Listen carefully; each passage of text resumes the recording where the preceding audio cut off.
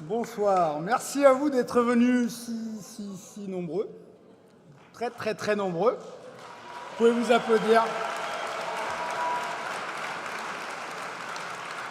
Quel plaisir de t'accueillir, Jean-Luc, ici à Angers. Je crois que ça fait très longtemps que tu n'étais pas venu. Alors, je dois vous avouer qu'au moment où tu te dis que tu vas parler avant Jean-Luc Mélenchon, tu es un peu dans la situation du groupe qui va jouer en première partie de Radiohead. Tu te dis, la salle, elle est là, elle est captive, ils ne peuvent pas bouger parce qu'ils ont peur de se faire piquer leur place. Profites-en, ils n'ont pas le choix. Je vous rassure, je vais faire court. Ce que je veux vous dire aujourd'hui, c'est pourquoi, un an après, je suis conforté dans mon choix de vous avoir rejoint et de me battre à vos côtés, à tes côtés, Jean-Luc. Je suis convaincu d'avoir fait le bon choix parce que, Jean-Luc, ce que tu as construit, c'est un collectif. Je vais en citer quelques-uns. Manuel Bompard, Clémence Guettet, Paul Vanier, Aurélie Trouvé, Ségolène Amiot, Éric Coquerel, Manon Aubry, Adrien Clouet, Mathilde Panot, Antoine Léaumont, Emma Fourreau, il y en a plein d'autres. Il y a vous, les milliers de militants. Et ce collectif, il continue à croître, à se construire, puisqu'avec des Béranger Cernon, des Anthony Smith, Damien Carême et Rima Hassan, on vous a rejoint.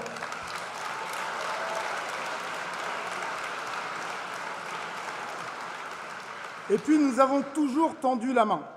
Nous avons tendu la main pour faire la NUPES. Nous avons tendu la main pour faire une liste commune aux européennes. Nous avons récemment tendu la main pour faire le nouveau Front populaire. Parce que notre collectif, il est au service d'un projet pour changer la société, pour améliorer la vie des gens, pour le plus grand nombre.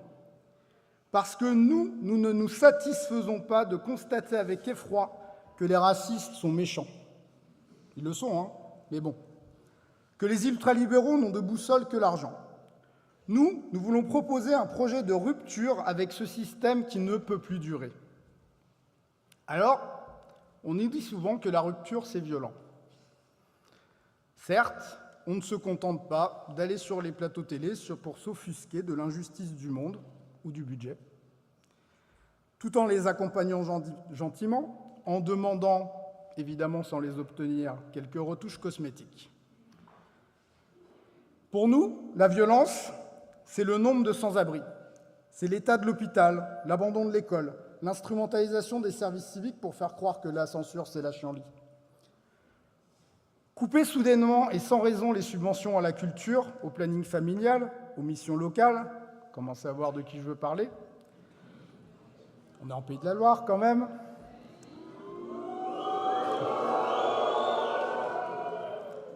Ça, c'est violent. Oui, Madame Morancet, ce que vous faites est violent. La violence, c'est Michelin qui licencie à Cholet, tout en réalisant cette année 3,6 milliards de bénéfices et en envoyant son PDG sur les plateaux pleurer sur la fiscalité française. La violence, c'est fermer les yeux sur un génocide.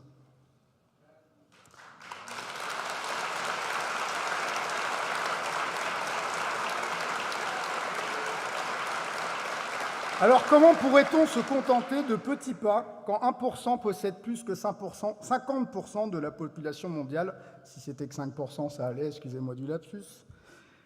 Quand on va bientôt cramer 17 fois la planète chaque année, quand Ursula von der Leyen, la présidente de la Commission européenne, part en cachette signer un accord de libre-échange un beau matin en Uruguay avec le Mercosur, pour le bonheur des multinationales, tout en sachant les conséquences néfastes que cet accord va avoir pour tous nos agriculteurs.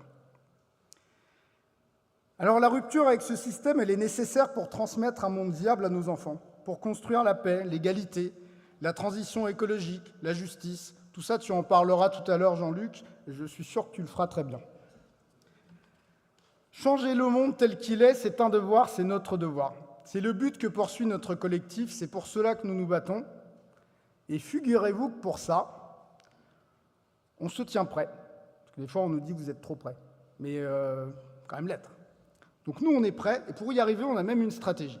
Notre stratégie, c'est de s'adresser au plus grand nombre, aux quartiers populaires, aux travailleurs, aux précaires, aux modestes, à ceux qui souffrent, à tous les oubliés de la croissance, bref, à vous, au peuple. Quoi de mal à cela?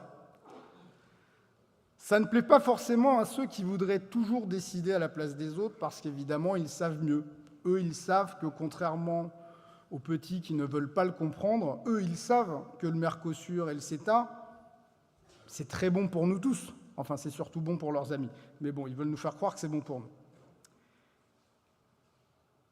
Je le dis à nos amis, c'est en étant fiables, constants, fidèles à nos promesses électorales, que nous redonnerons l'espoir, que nous ferons revenir la confiance et revoter les abstentionnistes dont nous avons besoin pour gagner et changer la France. Certains disent, mais vous voyez bien que ça n'a pas marché au premier tour, ça n'a pas marché du premier coup à Villeneuve-Saint-Georges. Alors, ça n'a pas marché du premier coup, effectivement. Enfin, Louis Boyard, que j'ai fait exprès de ne pas citer tout à l'heure, c'est pas que je l'avais oublié, Louis Boyard, il fait quand même 11 points de plus que la liste de gauche en 2020, à lui tout seul.